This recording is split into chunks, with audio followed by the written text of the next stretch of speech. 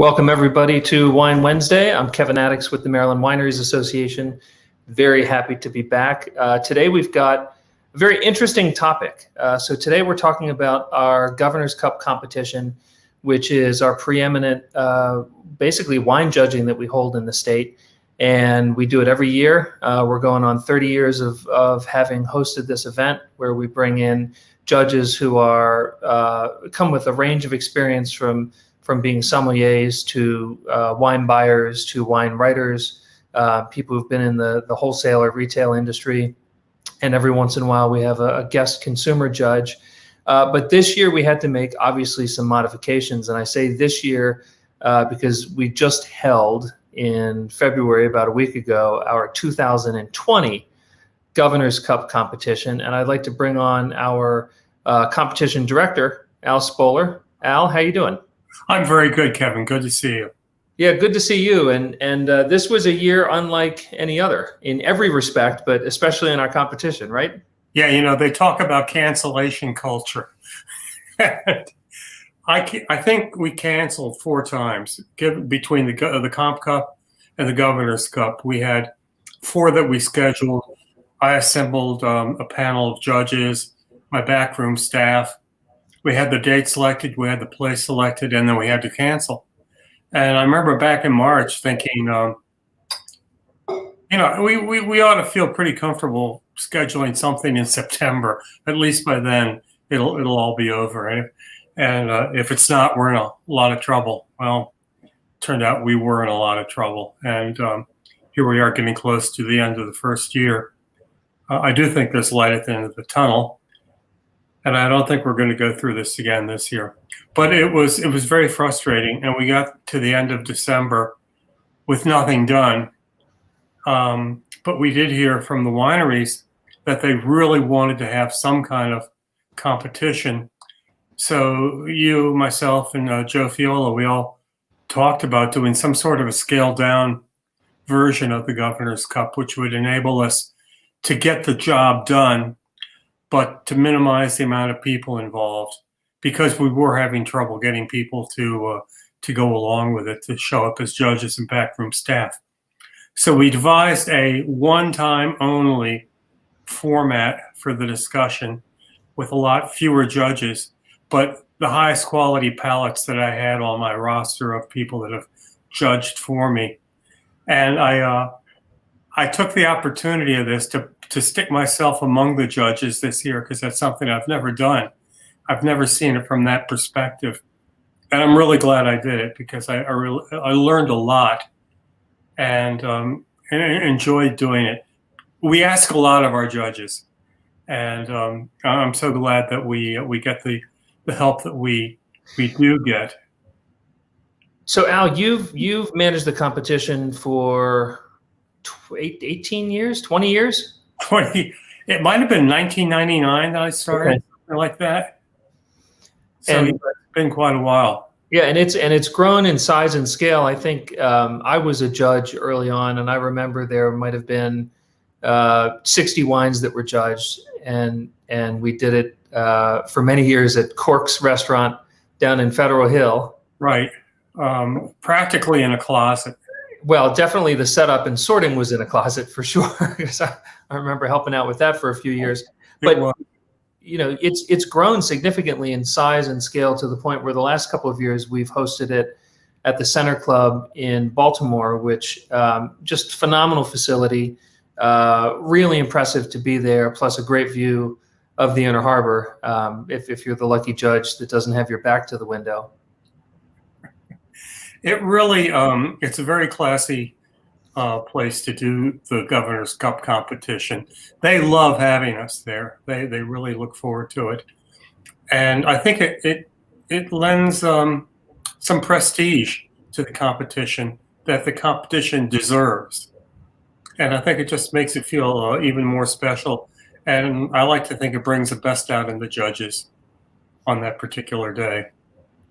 So let's talk a little bit about results, and then we've got a whole host of winemakers who I'm hoping are very proud to be talking about their wines that won best in class. But talk to me for a minute about results, and I'll pull it up here. So we've got a best in show for both traditional wine, which includes red, white, rosé, sparkling, off-dry, port, and then we've got the Jack Allen Award, which is specifically for fruit wines and meads, which have been, part of our tradition in Maryland. But talk to me about best in class and what it means to have earned a best in category or best in class. Well, the winner of the Governor's Cup itself has really accomplished something, because in this case there was a ton of competition for this. I'll just digress a little bit and say that at my table, I kept looking at my tasting partner and saying, "I'm getting a lot of gold medal wines. What are you getting?" And she agreed. And then I talked with the other judges afterwards, and they all said the same thing. I kept getting gold medal after gold medal. And when that happens, you have to kind of check yourself and make sure that you're not being overly generous and that your scores really are accurate. And I went back a number of times while I was doing it and kept tasting. And I said, yeah, this is a gold medal wine. So by the time we got to the final 8 that were in the Governor's Cup, it was 8, right? Mm-hmm. Or 10? Yeah, so there were 8 in that final Governor's Cup round. Right. It was just one great wine after another. And I have no idea which one I was tasting. But I just knew that the 3 big reds that we did taste, I think there were 3, were just outstanding. And I tried to rank them, and Kevin, I have no idea where I put them. But at the end of the day, Boordy's Landmark Reserve came out on top. And I was really, really happy for them, because I know how much effort goes into that. And it's a 2015, which means it has had a little bit of chance to advance toward maturity. And that really showed in the glass.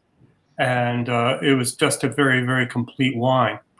But like I say, the wines in that final round were just really, really sensational. And to come out on top is really something. And I do know, because you and I and Joe, we all went over the scores, we know how very, very close it was, that there was a cluster at the top. And literally, I think this is no secret, just one judge changing their mind will affect the outcome. But this was the one I think everyone was going to stand by their scores and their ratings, and Boordy won.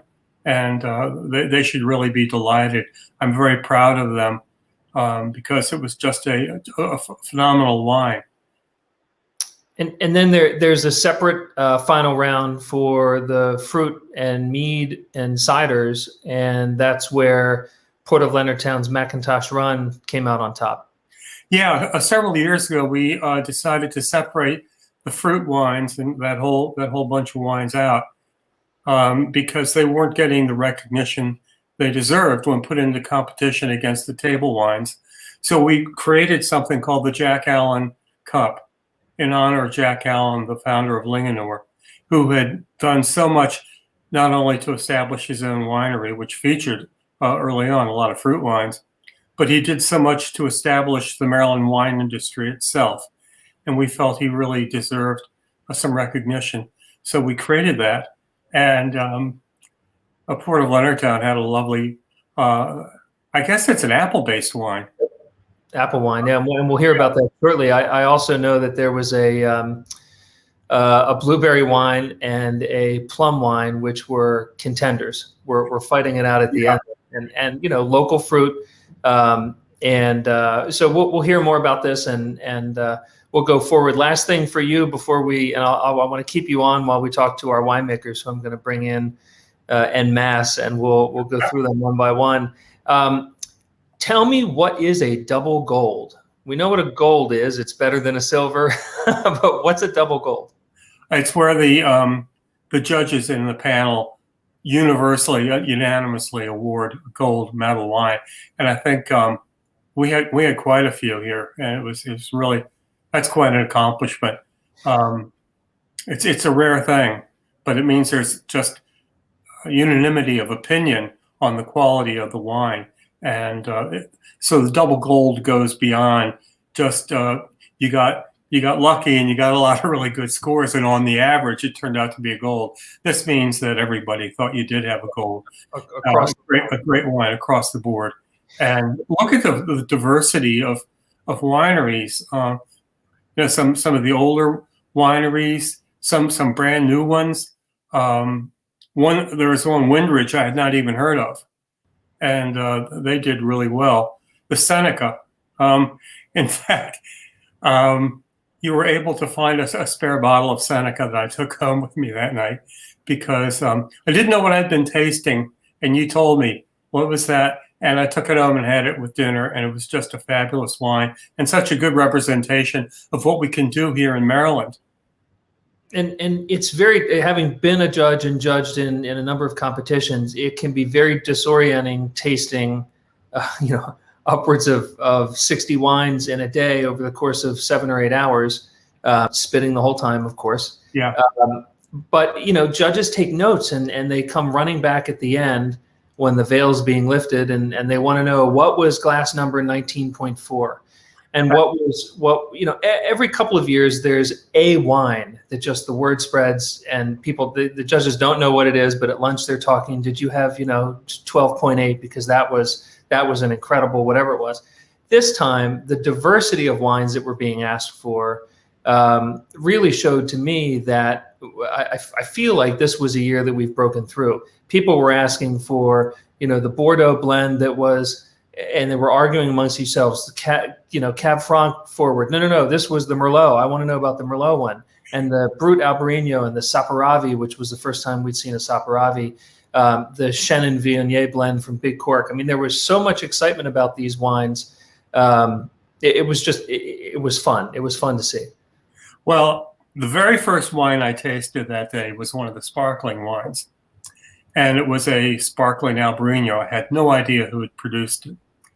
And I tasted it, and I thought, holy mackerel, this is really good. And I wrote down my scores, and I added it up. And I didn't at the time know what was going to be the cutoff for a gold medal, but it certainly was scoring as if it was going to be a gold medal. I said, that can't be right. I can't be getting a gold medal wine right off the bat. So I came back at the end of that flight and tasted it again, and yeah, that's really, really good. So that was one of the wines that I raced back at the end of the day to see what it was. And of course it was Linganore's. And I was just so tickled. It's a really, really nice wine. And I told them about it at the Center Club. So maybe we'll be getting some of that loading into our wine program. All right. Well, Al, I'm going to clutter up this screen with a bunch of best in class award winners. So stay tuned while I do that. We've got entering the screen Dave Collins from Big Cork. We've got Lauren Zimmerman from Port of Leonardtown Winery. We've got Rachel Lippman from Loew Vineyards. We've got Melissa Allen from Linganore Winecellars. We've got Bob White from Robin Hill. Finn DeFord from Boordy Vineyards. The hits keep coming. We've got Manolo Gomez from Sugarloaf Mountain Vineyard. And we have got Kevin and from Harford Vineyard. And now I got to figure out which one. Kevin, can you guys say hi? You guys see, I just want to make sure I've got the right Kevin Mooney on the screen. I've got two of you here.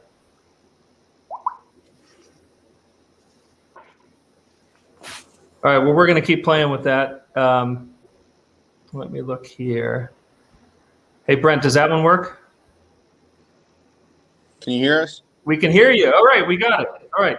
I'm not sure if it's through the phone or the computer, but we'll leave them both on. Well, I think it's through whatever one you're holding. That looks like the phone. So there you go. We'll look at, there we got Kevin on screen. All right, so with that, I just want to run through and have each of you briefly talk about two things. First of all, the winning wine, and also what value you see in the competition. Is it bringing in a medal? Is it seeing where your winery fits, or what wines are trendy, or what wines seem to be the love of the judges? I just would, if you've got something to say about it, would love to hear it. So, let's take the order of the best in classes. So that would let's start with Dave Collins. Excuse me. Let's do it in order of wine tasting, how we would taste it. So the Brut Albarino, Linganore Winecellars. Yeah. Hi. So our Brut Albarino won Best in Class for the sparkling category. We are extremely pleased because honestly, and I really shouldn't say this, but it was a mistake that we ended up getting to this point, and it's a fantastic, delicious mistake. So we're really proud of it, and we'll probably continue this mistake moving forward as we planted more Albarino and plan to produce more in the future. I'd say the value of the competition is immense. It's not only good to see where you stand against your local neighbors. Like I can drive down the road and talk to Loew, and Rachel and I can compare notes. But to see how it comes across as the entire state is invaluable, and it only gives me confidence to move forward into bigger national and international competitions. And of course, I appreciate that, and we understand our place that in any competition you are being judged. Hopefully on the merits of your wine, but you can't help but to have judges look across the flight that they're tasting and do some comparisons there. And so it's always interesting to see kind of where things line up. And Melissa, all I'll say is make the mistake again. I mean, you saw our reaction when we tried it the first time. There was jubilation among our team, and we might have snuck out with a bottle or two at the winery that one day. So, okay, great. So if you don't mind hanging on, because we may have some further discussion, but if you have to jump, of course, feel free to jump. Lauren Zimmerman, I think this was your first Sauvignon Blanc? Yes, it was our first ever Sauvignon Blanc for Port of Leonardtown. I've actually made Sauvignon Blanc while in New Zealand, and I absolutely love the grape variety. But first time in Maryland with Maryland fruit, and I have to give Big Cork props for that because we don't actually grow Sauvignon Blanc in our estate vineyards here at Port of Leonardtown Winery, but we were able, luckily, to source some up in Frederick, and it was absolutely pristine, gorgeous fruit. Couldn't have asked for anything better. The aromatics on this wine, just superb, just blows up in the glass. It's a beautiful citrus character, passion fruit in there too. It's just an absolute beautiful, dry, aromatic white wine. It has this nice acidity to it, which really makes it perfect for local seafood dishes, rockfish, that kind of thing. And yeah, we're absolutely excited to release it. It actually was just bottled this week. So we're going to be releasing it in May. We're going to let it rest in bottle a little while before releasing. And we're really excited to get it out to our club members first. And yeah, being a double gold winner and best white in Maryland, we're super excited. Well, there are a bunch of firsts on here. So Lauren, congrats for that. It was exciting to see that. And I always, Port of Leonardtown has a couple of different labels. And when I see a first time wine under a black label, you know that it's going to be quite good. And Dave, kudos to you for your involvement in that. But you came in real strong with the first time we've seen this blend, a Viognier Chenin blend. Tell us about that and kind of what the future is for these two grapes. All right. Well, Kevin, thanks for having us all on, and Al for the competition. I think in order to talk about this wine, I have to relate a little bit of a personal story. About a year ago, my brother was gravely ill, and my sister and I were having dinner together in a restaurant, and we were, of course, talking about all the various things. And I just ordered a glass of wine off the wine by the glass list, and looked kind of interesting. And it's one of those wines that literally stops you in your tracks, and literally stopped my conversation with my sister. And I said, "You won't believe this wine that I'm drinking right now." And of course, I asked for the wine list to take another look at it, and it was a Viognier Chenin blend out of California. There's really only one out there right now. It's the Pine Ridge. Yeah. And you might see a few from South Africa and so forth, but I had been putting this blend together in my head for about 9 months, and because we had Chenin Blanc planted, and Bob has got some planted down there too in southern Maryland, but a little uncertain about the grape. But in my mind, I had this blend made because the Viognier needed a little bit of green fruit, a little bit of minerality, acidity, brightness, some interest, something to bring it to life in the glass. And just worked with the Chenin grape for my first time, and was a little nervous about it. But in a lot of ways, the two varieties were co-fermented. So I mean, once it's done, it's done. So it was just sort of a match made in the vineyard, and came out very interesting. And I'm quite happy with the wine. I'm glad Al, you and all the judges were as well. Well, I'll tell you, as soon as I saw the blend, I said, somebody's been drinking Pine Ridge, because that's one of my all-time favorite wines. And I'll often refer to it as one of the best bargains out there. And I think you're absolutely right. It's a totally unique wine. There's nothing else like it. So I was so tickled to see that blend arrive at the Governor's Cup. Thank you very much. Nothing else like it until now. So Dave, keep that up. Right. That was great. And everybody on here had nice showings in the rest of the competition, and Dave, you as well. So congrats on that. We're on to rosé. So back to Linganore and Melissa. Yeah. So I poured a glass, that way everyone can see the color, because this is what we're very proud of. This rosé is called Seventh.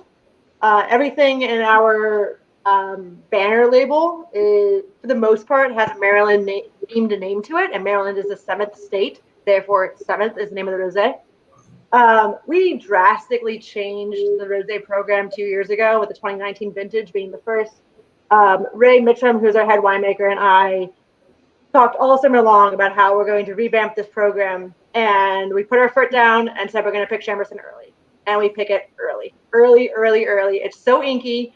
You don't want all the aromatics. You don't want the big overarching strong cherry and raspberry notes. You want it to be subtle, and we pick it now probably the second week of September, and pick it just for rosé and press it up to 1.5 bars and dump the rest.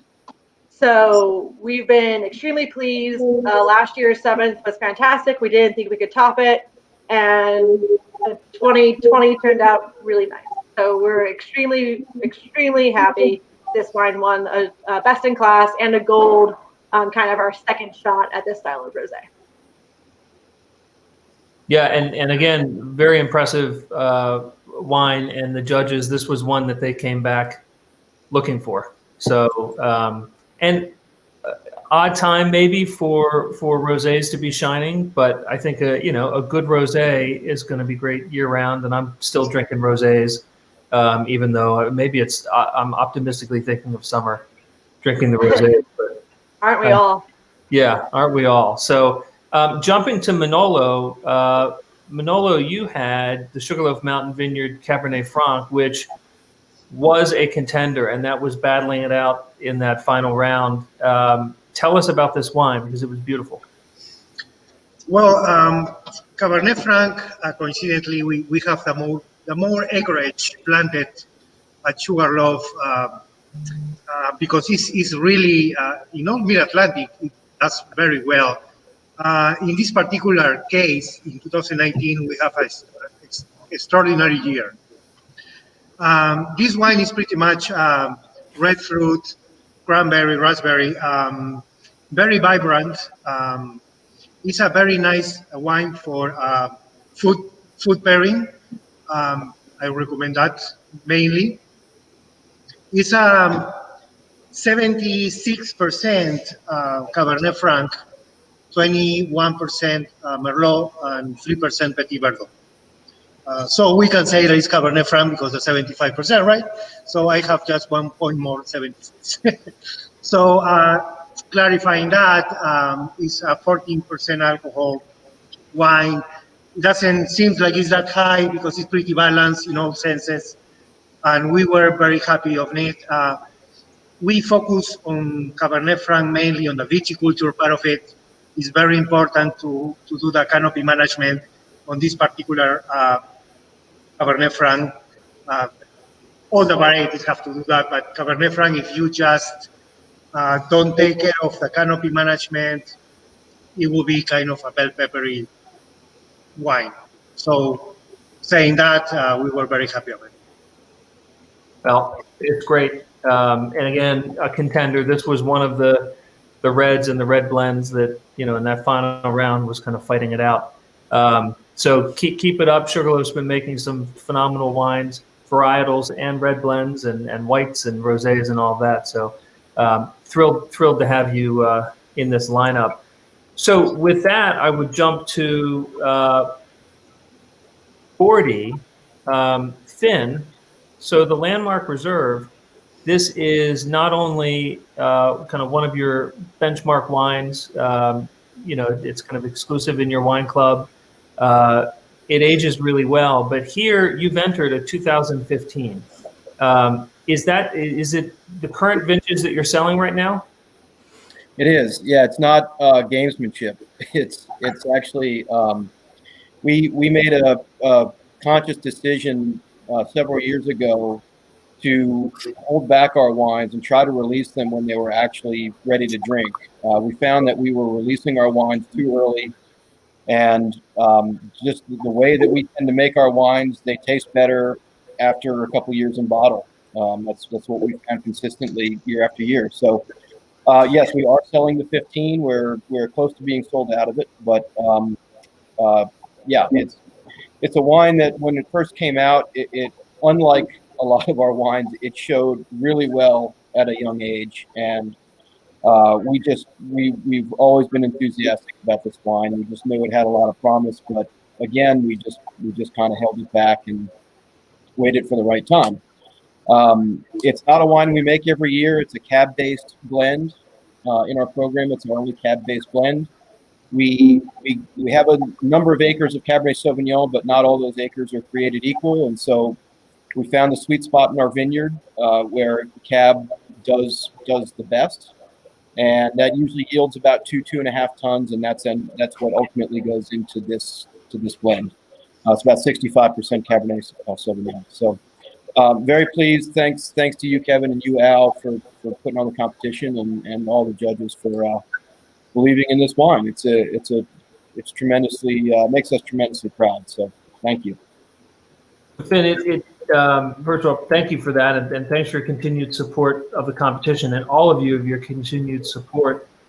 Something that I know is of great debate, and I debate with myself about it a lot, which is to drink or to hold.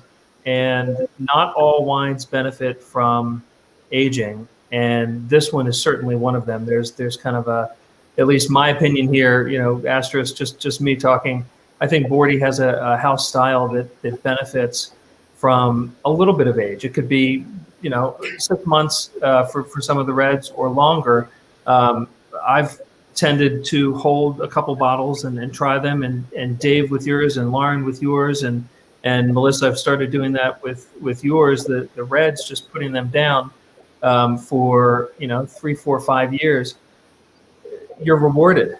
And Manolo is everybody really. I was going to say, Rachel, I just had a very old Chancellor, gorgeous. And people don't realize that if you hold it for a little longer of a time, it's a risk. I will say that at the competition, some of us wine geeks bring interesting wines to try during lunch just to show around. And there was a 1980 wine that was floating around, and probably held that a little too long, but interesting to see the evolution. So I encourage folks to give that a try. If I can interject something, some of you may remember that several years ago, we did a competition to review the most aged Maryland wines we could find. And we had people, Bob Lyon came back, and Fred had some of his very old wines. And we had some going way, way back. And the conclusion we came to was that the big Maryland Reds age exceptionally well. They don't merely keep, they develop and improve. And that's something that is very rare in the world. but it's something that we are convinced happens in Maryland. And Kevin, I do the same thing. I keep a lot of my Maryland wines for years and years to see what they're like. And it's so true. The big reds get better and better and better. So have faith in that. And Finn, I think it's a great idea to have given us the 2015, because it showed so much detail, so much advancement, and it was a pleasure to taste. And I see a comment here from Claude Mackey, who also helped out in the back room. So thank you, Claude. And from him, congrats to all the winners. I'll represent Dove Valley here.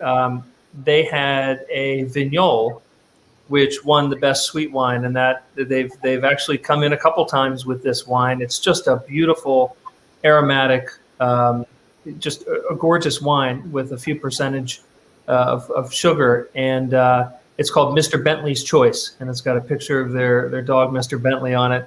And every year this shows well, and we've seen a couple of Vignoles kind of climb through and show well. It's an older hybrid grape, and I think still has a future here. With that, jumping to best dessert wine, Robin Hill Farm Vineyards with Home Sweet Home. Hi everyone. Our Home Sweet Home is a Chambourcin-based wine. We started it a few years ago. Actually, the first year we released it, it took best in class at the Comptroller's Cup, and that was an experimental wine at the time. We had some Chambourcin that I wasn't sure what to do with. I figured we would try to flavor it a little bit, and the blackberry and chocolate flavorings and sweetening it a little bit has really made it popular. It is our best-selling wine in our area. People love it. It's not overly sweet. It's only about 5% residual sugar. So we say dessert wine. It's not those thick syrupy wines that choke most people. It's a good drinking wine, and it's been very good for us, and we have a big following for it. Yeah, go ahead. I was going to say it's a wine that I hear a lot of from people who've been there. Right? They love your whole lineup, but there's something about this wine that gets them, not in a bad way. Well, the Home Sweet Home, people like the phrase, so they're like, the Home Sweet Home. Let's go for the Home Sweet Home. And the competition itself, again, Mr. Spoler, we appreciate all you do for the industry there. The competition for us is important in a couple of matters, mostly to see where we stand, our wines stand amongst themselves. That's why we put a lot of wines in, to see where our wines are ranking among themselves. The fact that they're doing well in the industry at a whole, it's nice. But we just want to see how our wines are comparing to one another. We can tell by the sales, but you don't know if it's the sweet drinkers or it's the dry drinkers that are influencing the sales or the actual flavors of the wine. So we find it fun. Find it a lot of fun. Well, we hope you keep doing it. Oh yeah, we'll be there. Great. So Bob, thank you, and Susan, thanks for being tech support. You're welcome. I thought I heard you in there. Okay. Lauren, back to Port of Leonardtown with the McIntosh Run for best fruit wine. Yeah, this is actually our only fruit wine that we make here at Port of Leonardtown Winery, so it's extra special to win this prestigious Jack Allen trophy, and it's just a great wine. There's 0 grapes in it. It's 100% apples. It's a blend of McIntosh, Honeycrisp. It's all kinds of different varieties. And it's just a nice, crisp, clean. It has just a touch of sweetness, and it's just really refreshing. And cider drinkers absolutely love it, although it is 10% alcohol. So you have to be careful. It sneaks up on you. Yeah, it drinks very quickly, that's for sure. But it pairs amazingly with anything pork.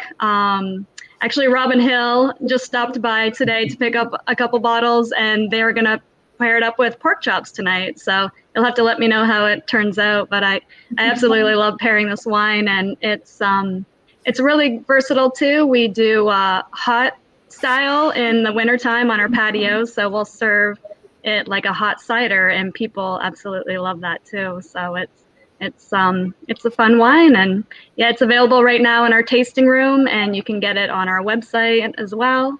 And it's a great wine. But you asked earlier, Kevin, about the benefits of the competition, and personally, I love the competition because then I know which wines to go out and which ones to pick up, and gives me an excuse to go visit the wineries and get the wines before they're gone, because usually when you win the top honors, the wines don't last very long. So good excuse to get out and see everybody. Well, let me know when you're going. I'll provide a shopping list. Sounds good.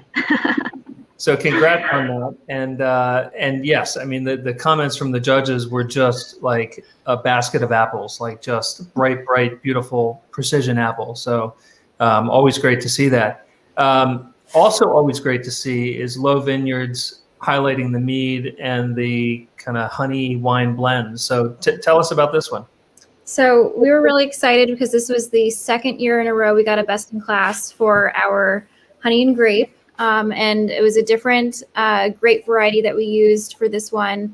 It's a semi-dry, semi-sweet, and it was actually kind of cool that you had mentioned earlier about aging a lot of Maryland wines.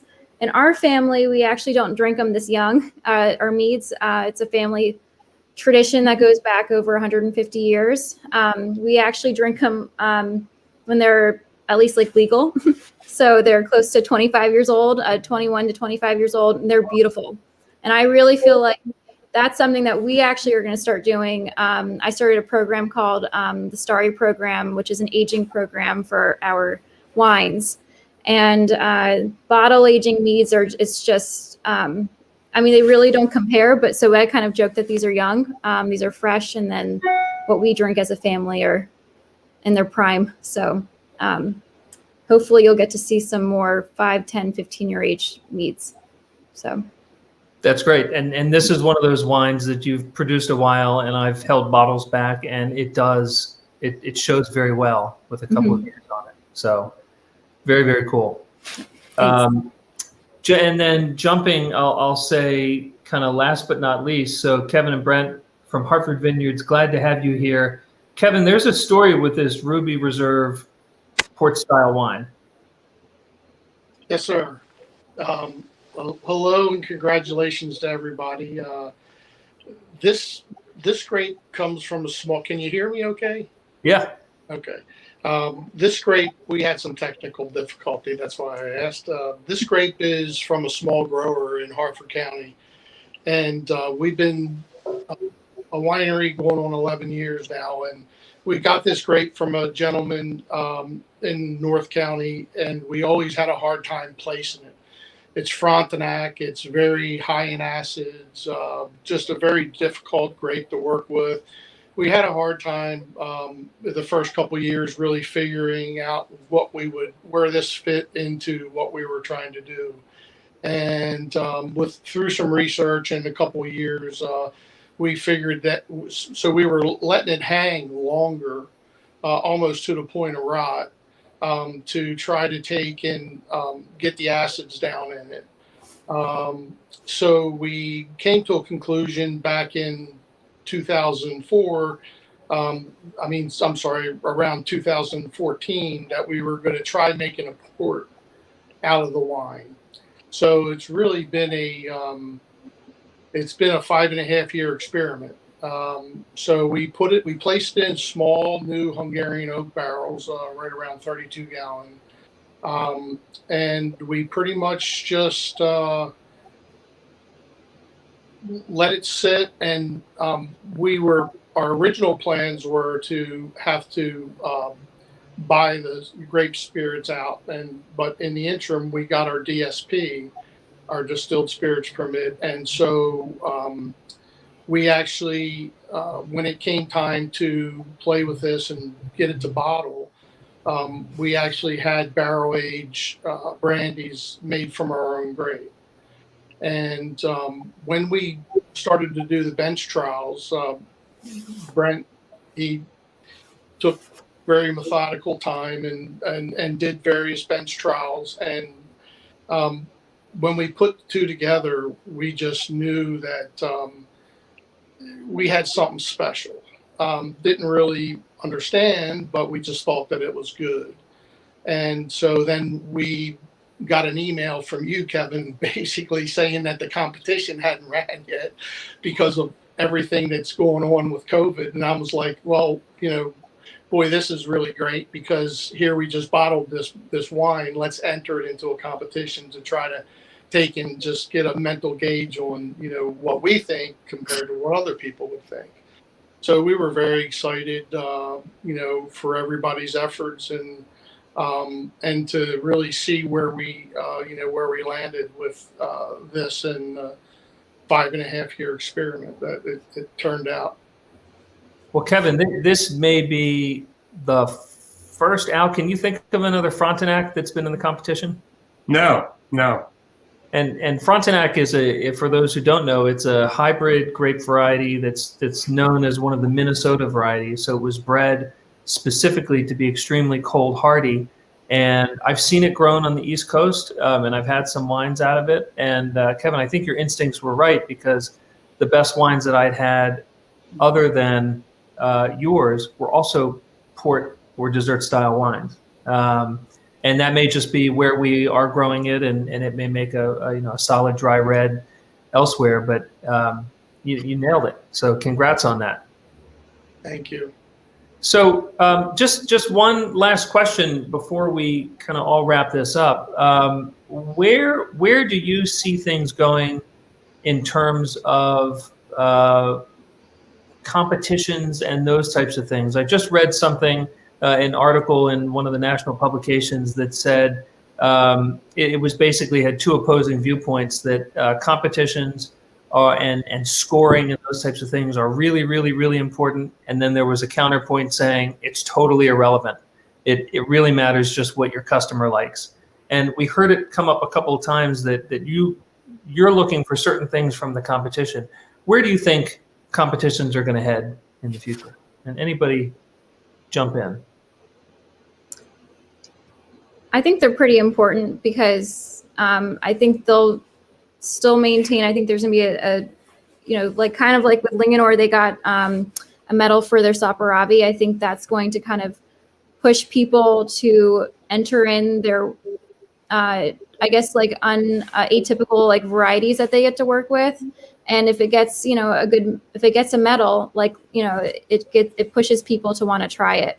So I think for us, with putting our meads in there, it's important for us, because then we get to, people get interested and say, well, what is mead? So there's a whole category of wines that, when they're well made, they're not what you normally think of. It really pushes the boundary and makes people want to try it, because they say it must be good. So I see Melissa shaking her head. I wonder if that was, oh, brother, now everybody's going to grow Saperavi.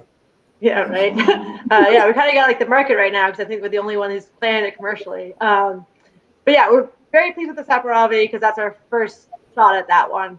But I do echo what Rachel's saying, that especially for these grapes that no one's heard of or no one can pronounce or whatever, having a medal behind it goes a long way. And I think with Maryland, we're getting more recognition as an industry every single year, but we're not at California, right? We're not on all the wine lists in New York City. We're not, distributed throughout the nation. We're still a very local industry. And I think that every time we do this, and I think this is wonderful, Kevin. This is obviously the first year we've ever sat down and all of us talked together as a group on Facebook that is now documented for history to see. And they meet 8 winemakers in, one sitting. I think that's all fantastic and going to help us move the industry forward. That also being said, as a winemaker, I personally find competitions kind of obnoxious, but that's just me. Yeah, and I end up having a conversation with more than a few members who enter the competition, and that's the other thing. You enter the Finger Lakes International Competition, you can't call their executive director and go after them if your wines don't do well. I get calls, and I remind folks that yes, it is completely subjective what you think about a wine or what I think about a wine or those kind of things. But, we try to bring a level of expertise like yourselves into the competition, people who have context about wine, so that they're not just saying, wow, I like this Cab Franc a lot. It's, wow, this is a Cab Franc that ranks, in the top 10% of Cab Francs I've tried in my career as a sommelier or whatever it is. And that's, that's where the objectivity, if you can claim there's any objectivity in a competition, that's where we try to infuse that. But yeah, there are reputations in the industry of good competitions, bad competitions, but and we're always open to feedback. Dave and Bob, you guys enter a lot of wines. Are you looking for something different out of it, or is it always the gold cup? Hey, Dave, you're on mute.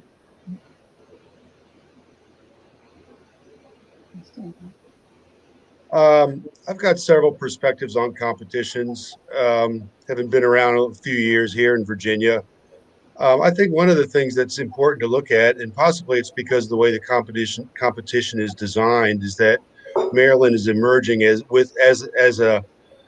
having an identity, and we're not all Chardonnay, Viognier, Cab Franc type of growers. We've got stuff all over the board, and partially that is how the competition is designed, but. We've got wines of a lot of different styles, hybrids, Saperavi. I actually thought about planting that a few years ago. But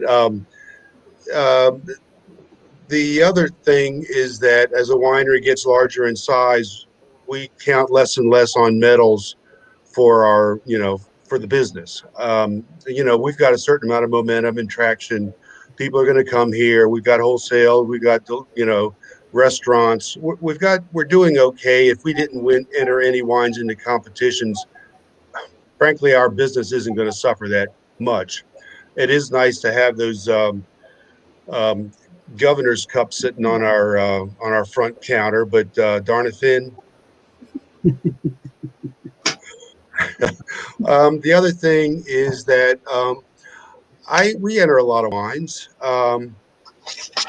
Obviously, it's a matter of, numbers, but it's also nice to see how our wines place as a whole, in the lineup of other wines. And also for me personally, and I imagine for all of you entering the competitions, especially this one, it really keeps us on our game.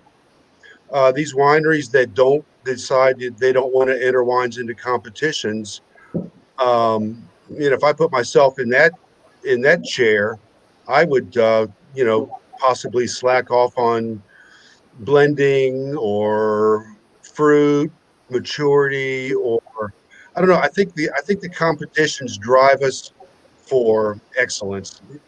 For those of us who are really striving to win some top honors.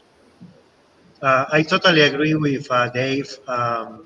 It's always nice to have a point of reference, so where you can see yourself and on the whole portfolio of competition or friendship or different styles, and basically pushing Maryland. That's pretty much what is helpful for.